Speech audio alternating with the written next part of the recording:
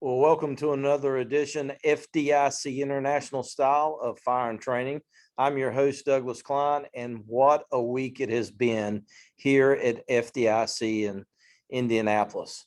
I cannot tell you how excited I am that we're all back together again and having the opportunity to do education and training and having just a great opportunity to fellowship, plus meet up with the vendors who supply us with all the things we need. So let's talk a little bit about the week and let's recap some. For many people, this was their first opportunity to come to FDIC, and what a thrill it is. Moving around the conference center, I've had an opportunity to talk to several of these folks, and just the excitement that is on their faces and in their voices is very parallel and unique to what this conference is about. And I remember my first FDIC was in 1993 in Cincinnati, Ohio. And since then, FDIC has been the pinnacle conference to come to. So these people are talking about, the opportunity to network with instructors. They see that they have their books, but, the best part about FDIC is the networking that you get to do. And, fortunately, we look at the opportunity to sit down with the next generation of fire service leaders, the next generation of fire service, even the kids that are coming in here with their parents. We love to take time and talk to them about what FDIC really means and what you're gaining by being here. And you got to stop and think about it. There are people that have been, here long before when I started in 93. There's people that have been here since, FDIC, back in Memphis. And I just passed one of them in the hallway. And, one of the uniqueness was about, he told me, he said, I'm very proud of what you're doing. I'm very excited about what you're doing.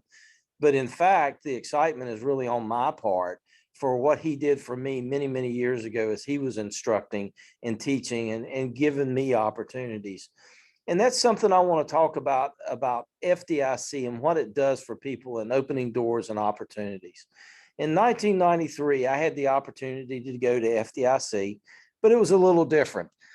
And when I say it was a little different, if you've ever been to FDIC and you see the folks that have the Eastern Kentucky University name tags on, they're like the class monitors and the door monitors. When I went, they were called FDIC advocates, and I had the opportunity to go to the show. And fortunately, the individual that took me to the show, his name was Dan Jones. He was the fire chief in Chapel Hill.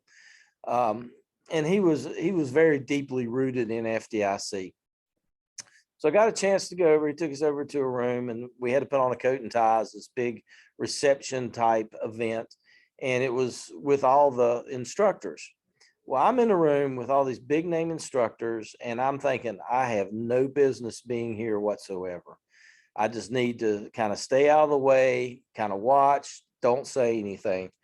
So in reality, I was very, very intimidated. I mean, there were people in the room like Bobby Halton at the time, Dave Dotson, just icons in the fire service. So I had a cold beverage in my hand, an adult beverage, and I'm kind of sipping away at it. And in walks an individual in blue jeans and a Hawaiian shirt. And I was like, he probably didn't get the memo about the coats and ties, or they lost his luggage. Well, instantaneously, everybody kind of moved over to this guy. And it was like, wow, he must be somebody. So I didn't want to be, rude or whatever. So I joined in. I kind of moved forward. As things dissipated, I moved myself back to my position, which was my back was against a wall.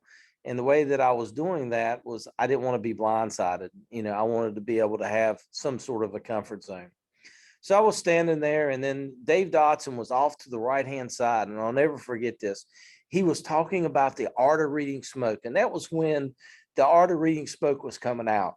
And I was so excited to hear this. I mean, he was talking about volume, velocity, density, and color, and how you could read that and be able to predict what was going on.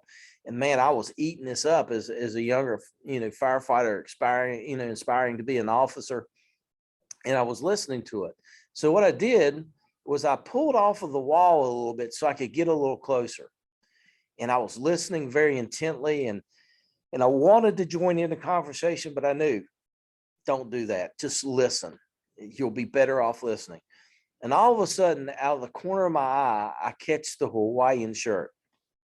And the whole time I'm thinking, just keep moving. Just keep moving. Don't even stop and talk to me. I don't need to talk to you. And that was because I was intimidated. Well, the little birdie on my shoulder kept saying, don't say anything stupid, stupid. So yeah, I kind of chuckle about that, but guess what happened? Of course, that's Alan Brunacini, Chief Brunacini, the late Chief Brunacini, stops and says, hey kid, you enjoying FDIC? And it was like, absolutely I am. It's an honor and a privilege to be here as an advocate. He said, good, good, good. Whole time I'm thinking, just keep going. I'm good. Just let me get back to my wall. And, at this point in time, I'm very uncomfortable. I'm very nervous. And the little birdie kept saying, just be quiet. Don't say anything. Shut up. And then he goes, do you know what type of music this is playing? And he kind of looked around. And in college, one of the things I had to take when I was going, to school was to go through a music appreciation class. I hated that class. It was nothing that I really wanted to look at, nothing I wanted to listen to, nothing that I really had a true profound interest in. I just liked, listen to the regular music that was the timely. But it did pay off. So he asked the question. I said, yes, sir, it's classical. And I was trying to be just short and to the point and not say anything else. And of course, he looked at me at that point and goes, by chance, do you know the composer? And it was like, holy cow, he's asking these questions. Little birdie up on the shoulder going, shut up, be quiet, don't say anything because you're going to be stupid. And I can hear this just plain as day. But I responded. I didn't listen much to that birdie, obviously. And I said, yes, sir. It is Tchaikovsky, Dance of the Toy Flutes from the Nutcracker Suite. But the problem was I mocked the professor. He was very just passionate about music and things. And every time that song would come on and we studied Tchaikovsky, he would go, and the Nutcracker Suite would come on and he'd say, can you hear the oboes playing?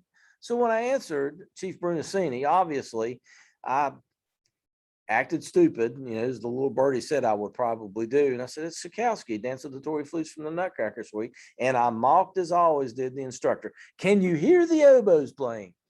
Well, Chief Brunacini, being the person that he was and the great leader and mentor that he was, he looked at me and says, I like a guy that has a good educational diversity. He said, you'll be on main stage with me tomorrow. And I'm like, well, Dad, I need to ask my chief. He said, don't worry about it. I'll talk to Dan for you. And I'm like, oh man, I'm fired. So I went and got me another beer, and I was drinking 2 of them at the time.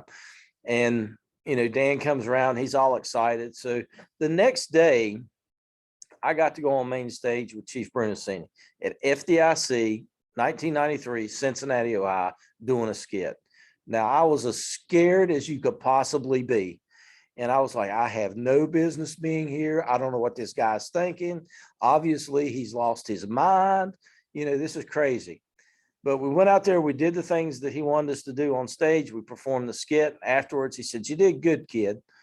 He said, you got some potential. Well, at that point in time, I began building a bond and a friendship and a mentor program with Chief Brunacini. And up until his death just a few years ago, we were good friends, and he mentored me often. He also opened doors for exactly the things that I wanted to do. Him and so many more people that, I can't even name during the show. But part of what I want to say about that, and the reason I tell that story, is because it's the importance of FDIC.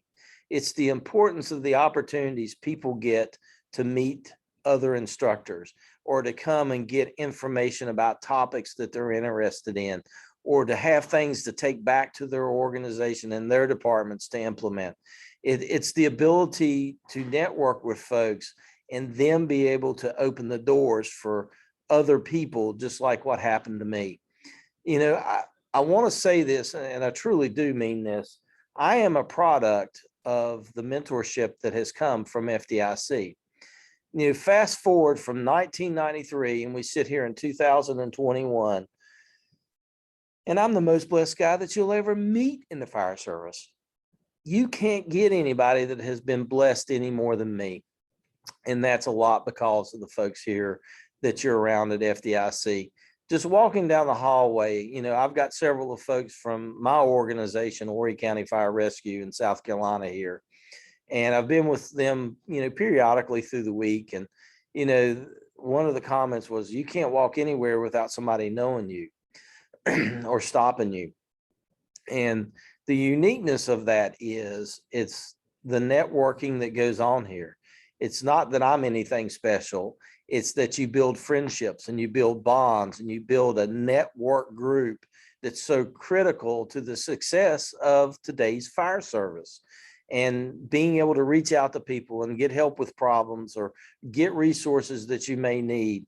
And here in the halls of FDIC, there's so much more going on than just the education programs that Bobby Halton and the education group put on here. It's much more than just the vendors that are outside the window to my right and then throughout the convention center here. It's really about the human component that exists here. The firefighters that come here that share not only in the classroom as instructors, but all the vicarious learning that occurs in the hallways and the dining areas and going to the restaurants and spending time together out on the streets, and that is the important aspect that I want people to understand about FDIC. So you may be watching this podcast and thinking, wow, that's probably something that's pretty impressive. You don't know exactly what it means to be here until you are here. So what I'm telling you to do is this. If you've not made plans to be here in April, make plans to be here in April. Even if you got to save some money up, even if you got to, try to beg, borrow, and steal. So if you're passionate about the fire service and you're passionate about the things that we do in the fire service and you want quality education, you want to network with the biggest of the big, because I can promise you, there are folks that are going to walk down these halls, people like John Sacco, Rick Lasky, Mike Gagliano, Steve Probowski, John Austin, Larry Collins, any of these folks that are coming through here, they're going to stop and take time to speak to you. They will stop and take time to talk to you. It is the best place to come to meet great instructors and to network with them and be able to get that vicarious learning. Yeah, I had the opportunity to sit in the fire engineering books and videos booth and do signings. And I happened to be on the same time that Chief Saka and Chief Lasky were on. Both good friends of mine, both tremendous mentors of mine, and sitting there, while we were talking and, and they have their books, I have my products and things and just sitting there. But the stories and the learning that went on at that table, just as we were sitting there and people coming up and talking about old responses that they've been on, old fires, things that had happened, all the mistakes that they had made, it was phenomenal. And that is really what FDIC is about. And I can't express just how much you need to be here and how much I know that the FDIC and the Clarion Group wants you here. It's not just about the money. Everybody talks about, oh, they just want your money. No, they truly want to get folks here so that they get good education. As instructors, I had the opportunity this week to do a program called Professional Development, developing the next generation of fire service leaders.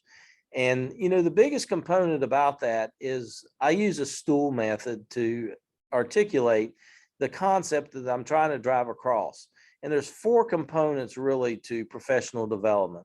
The first one is training, and that's a big critical component. We need to develop skills of our personnel to the highest level that we possibly can. But skills are only as good as the knowledge they have as to why the skills need to be performed and how they need to be performed and what's the impacts. So the first 2 legs of my stool that I talk about are training and education. And we go much more in depth than just a generic look at that. But we also have two other legs of the stool that are important. One is that you get experience. Now, experience comes in a lot of ways, shapes, and sizes. One of the things that I know is that you can't get all the experience you need to be successful in your home area. You just don't run those calls as often. You can't recreate that type of training. But here you can learn vicariously and get experiences and learn from other people's experiences to help build that. The other side, the other leg, the fourth leg that I want to talk about is self-development. And one of the things about coming to a conference such as FDIC is that you get a lot of opportunities to self-develop. And in fact, my self-development came from people kicking doors open and slinging me through them in the past. And that's exactly what happened in 1993 when Chief Brunacini came through. He understood this concept. And one of the things that he knew was important to get me out of my comfort zone and to give me an opportunity. So he opened the door and he thrust me through that door for experience, to gain that self-development and to gain some experiences. And then through the years, a lot of education from this gentleman. I worked, hand in hand with him when we were doing a lot of the research projects with NIST and UL in Spartanburg, South Carolina. We were talking about fast water and all that we did in those burns and research that we performed there. But, it's so much more. The other piece that goes with that is I can have a stool and I can have four legs, but until we put the cross members to support those legs, it's going to kind of crash down. So, with that, that's where the coaching and the mentoring comes in. And the mentoring is a huge component. And that's a whole nother day and a whole nother topic to talk about mentoring. But again, I go back to the story of what progressed from just one passing of one person by the name of Chief Alan Brunacini to a young kid in the fire service at a conference called FDIC, where I've been able to go with in my career. And I tell you this not to brag, but to tell you what those type of opportunities mean. I've had the opportunity to write in textbooks. I've had the opportunity to do videos. I've had the opportunity to be part of the FDIC advisory board, a president of the International Society of Fire Service Instructors, a president of the Southeast Association of Fire Chiefs, and just most recently, a president of the South Carolina Fire Chiefs. I don't tell you that to brag about what I've done, but I tell you that to say this: none of that would have been successful if it wouldn't have started with one individual by the name of Dan Jones, who drugged me to FDIC, and the second individual who started the process. That both of those guys taught me how important mentorship is, how important opportunities are, and how important FDIC is to the fire service. So with saying that, I want to encourage everyone that has an opportunity to come. Make an effort to come. You will not be disappointed. I can walk around the vendor floor. In fact, I'm looking out over here now. I wish I could show it to you, but we can't do that for obvious reasons, because the people that can't be seen out the window would be mad. But I see so many things that you have an interest in.